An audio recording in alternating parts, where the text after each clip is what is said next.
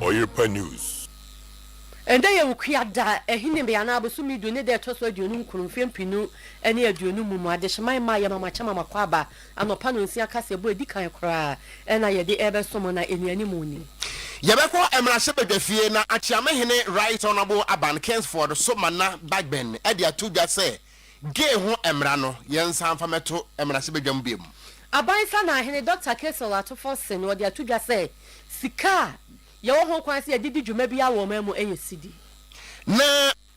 only when you for Alexander Kwamena Afenyo Maken, Edia Tuga say, and I'm mobi or horn more MPP abani tui, FSC Casam, one can be Anna NPP Elusuye. Edgar the 4 hour workers were told to Chema, yet to told to me no more German, just a cough from cry. Nana more tranquilla, I want more ever at Chema, Edia Tuga say.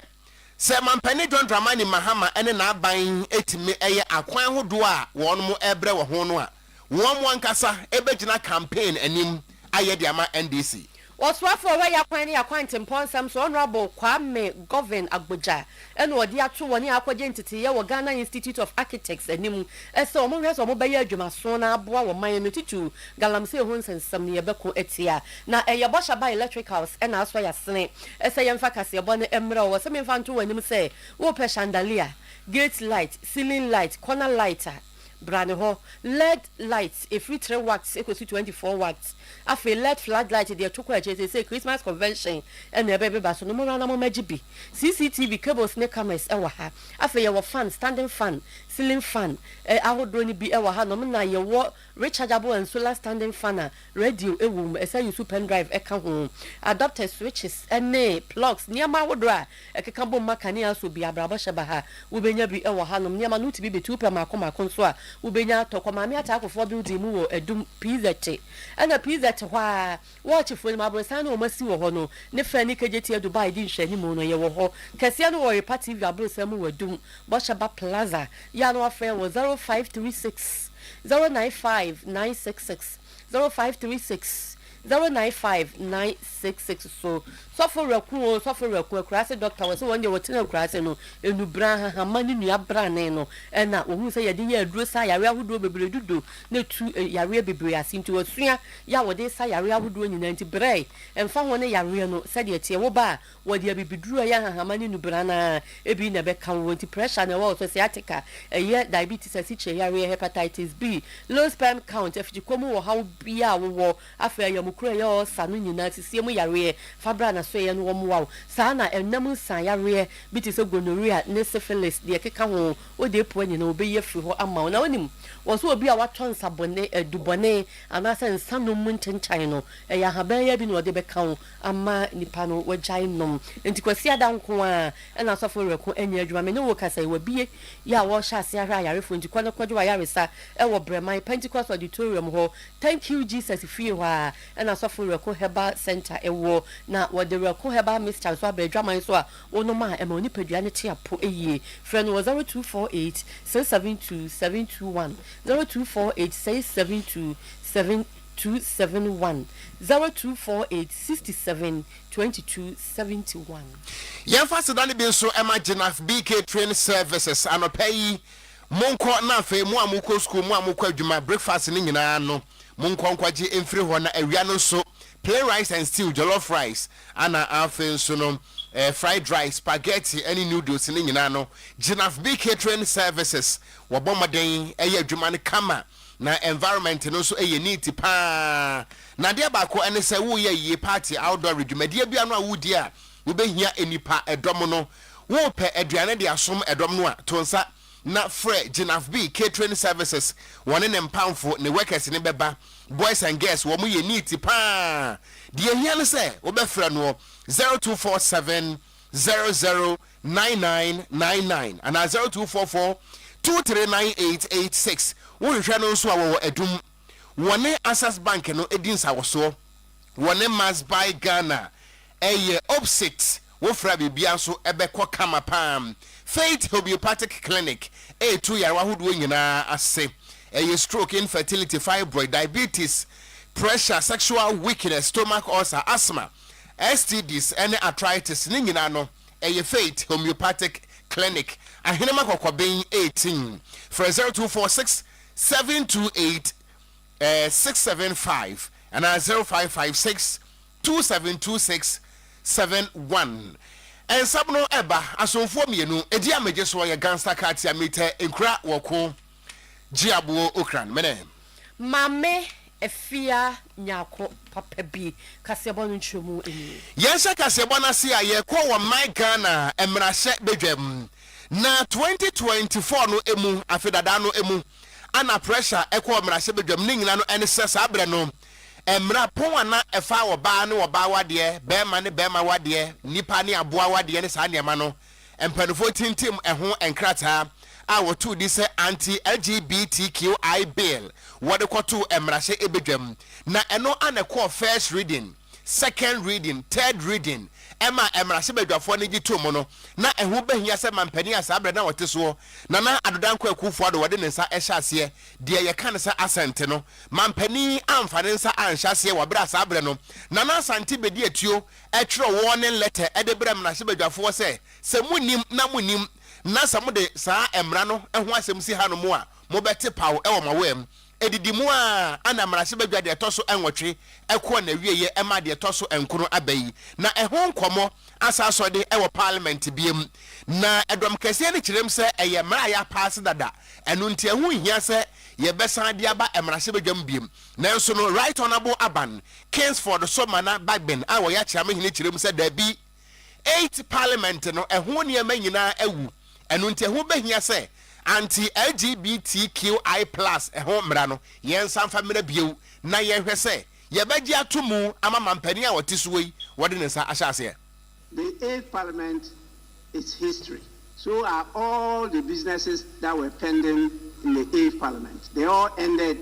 with the 8th parliament. And so we have a new parliament, the 9th parliament. And therefore what was pending there came to an end and had to be reintroduced. It was actually transmitted to the former president. They wrote to tell us that they will not assent to it. The only constitutional error they committed was they didn't give us the reasons why they would not assent to it, and they did not also transmit the bill back to us. They imprisoned it there. So the 9th parliament on resumption took back the bill, and as we recall, that's a private members bill. And so members of this house took it up. We've gone through the whole process as detailed out in our standing orders. But as it went through the process, the new government indicated that they wanted to take it as a public bill. I personally disagreed and made it known to His Excellency the President that this is an initiative of our people, the traditional leaders, the religious leaders, civil society leaders. Ghanaians wanted this bill passed through private members bill, and so be it. We'll process it as private members bill. It has to come back to the speaker. You know, our rules have given what the speaker is expected to do, which I will do before it can be laid in the house.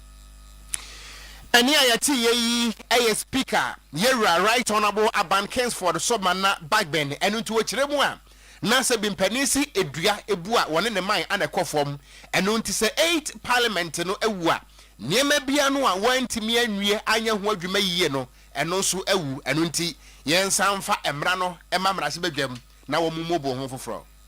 oba o man Ghana sika yedie eye sidi na kamia ya se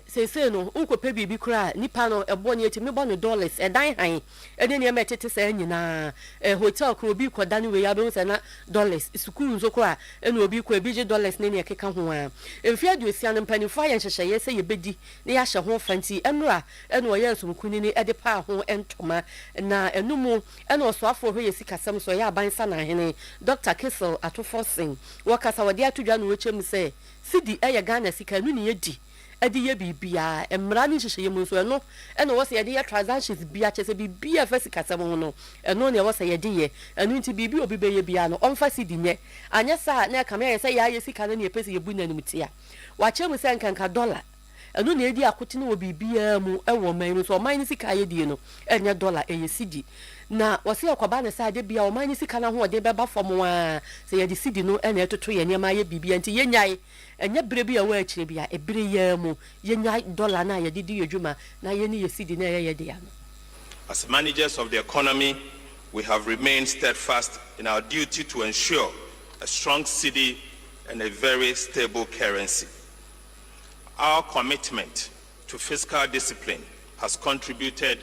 to the strengthening of the Ghana cedi.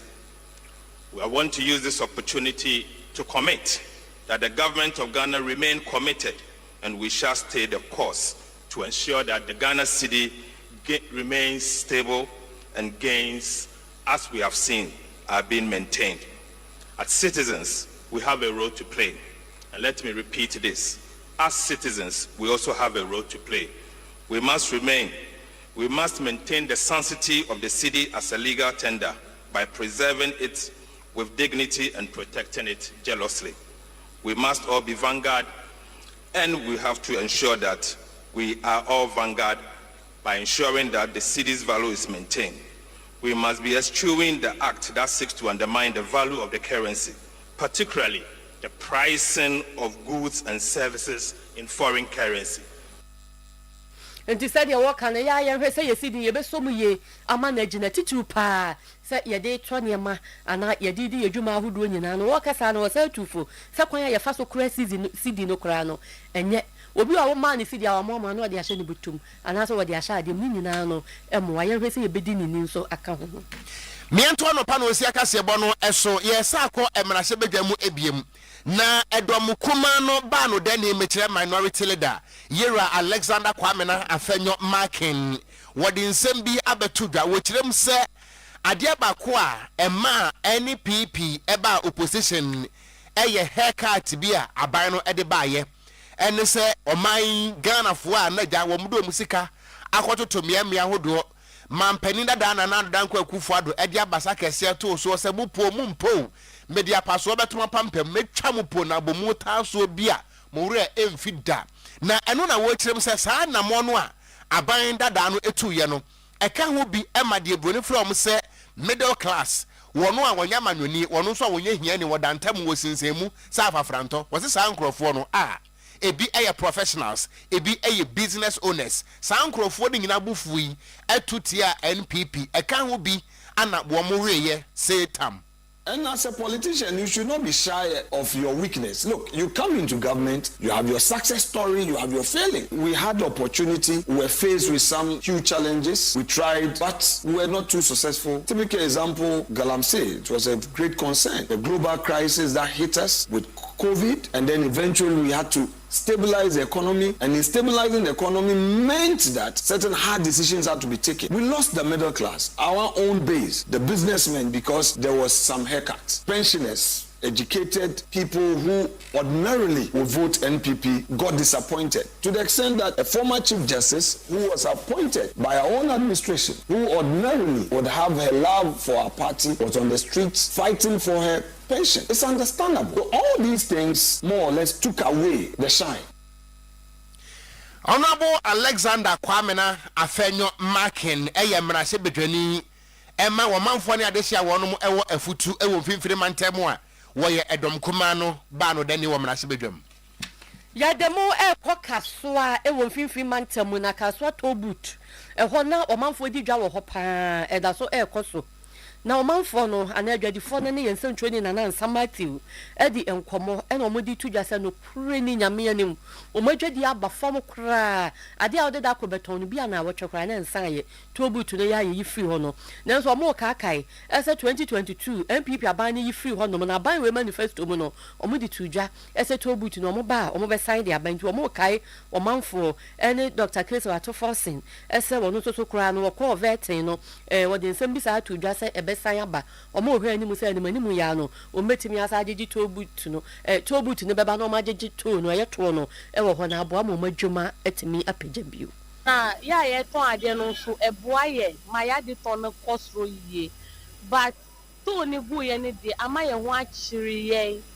omo supply nsuo eni omo supply farm a friend day zero ni sanyama no omu ni na omu business no egu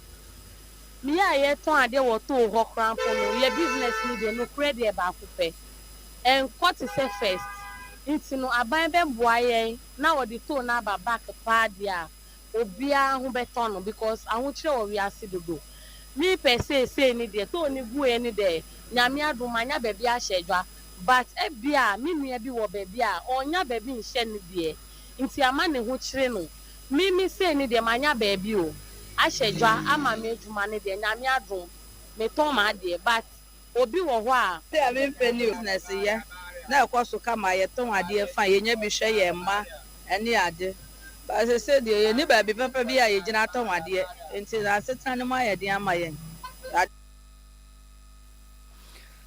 Nana Sam Matthew, Yensen Troni, Nani Adjadifu, Yedi, Nkomoya Castle, Tobut, or man, no money java, one is a Tobut, no, Yansen, me, no money to about Bramo, Major Hon Samakosona, say, dear, as it's in a munye. Mientwa Casiabano Sona, Yamra, Asante, Mantemha. Enra, Anananomo, and him for a hodo, a hemia, and Yanya Sam Cotua. One more hour at Treman and Anamo Tranconia Sante Mantamatigu Montene Eswo. Ningina no ene se wo moye wo ye kire kakra e de kire contractor bi ane din e de asabia wo mu kire mu a na akwan hodo a e wo atwema tachi man denchembo ene kire sa atwema mpotam ho de asabia ana contractor yi wo ye ho adwuma nanso wo mu kire mu se enfinhia nwotwe enie contractor wo mu ho no o mo frɛ ne kurampo a wo ma enu ntire so wo de hia nko akwa adwane na nanom ti go montere so eye wo ye kire kakra na no na wo mo ekirem se wiase no ayana empanisi se wo de abokoko sua dane kosuapa na wo de dua wankasa usumanya wono nso adi bomochie edane wo wiyo nti se mampani John Dramani Mahama ewaso ase bi wontie ni yie se mampani ye na adwene se wo beye sa akwan no edi ama wo mo a wo mo hemfo no 2028 wo mo abegina campaign mu aye edi ama NDC emu nsem ne yamne to mampani anim se ye kwan ache if in 1976 said they were champion kayeno one yamaye na asabia ma me adon tanyina me gina hayi ma himfie kura no ma me bubu no abufa agu se me bunu dia obeye kwan nyina me bunu mfie bia me ensani asabia wontimi nkoso muru de ntimi kura mu video se eho wa yi kwan no awo ba bia se wode kwan fa se na ata adon tanyina bubu eha mani si ha wudu ho mu video edan bia me kan ni se mu video o ma o share me se me bubu se na me die ntini wontimi nya kwan de ya me bubu mabubu aso kwan wontimi nya ntini wura o ma panyi wonye adwuma ne mfiri asabia nsam se o ma panyi na adu kra twa na fa kra no a wonye mfiri nsam no fo ni pa from ayi na o ma panyi so no so otimi ye saade we wi a wono hu se kwada so ene so man no se bibisi na so ofre ni a ye betie no masem no ya no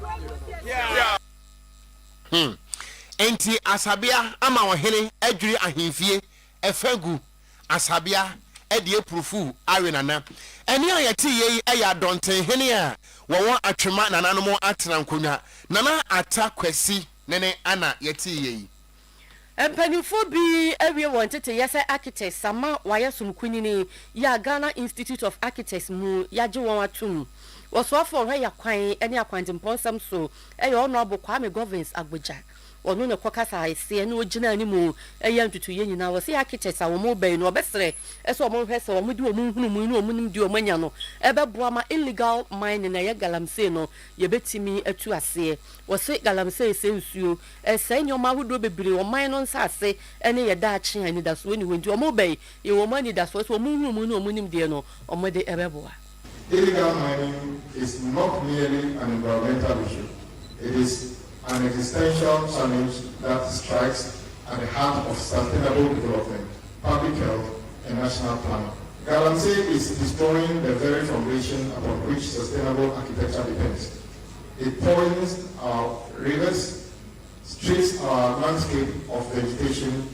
destabilizes soil, and renders vast areas unsafe for habitation or development. The siltation and contamination of our water bodies drive up the cost of water treatment, reduce availability for consumption, and hinders housing delivery. Honorable Kwame Governance Abuja oswa for her yakwani akwantimponsam so nene yete ye nejewe so e dia no pano nsia kase ba yensa kan Oyerepa FM 100.7 Promise 102.7 and Promise TV so esi hanom Emmanuel Oduro Korea NSM Jimmy Cliff producer na MC ne server room for ye damasi Jimmy Cliff na ene bechinchim fidie no ema yen na to park so every time chi midi e de Maame Efia Nyarko papa bi na Gangster cat ya mete enkura Okogyeabour Ocran. Yes also OBS is happiness.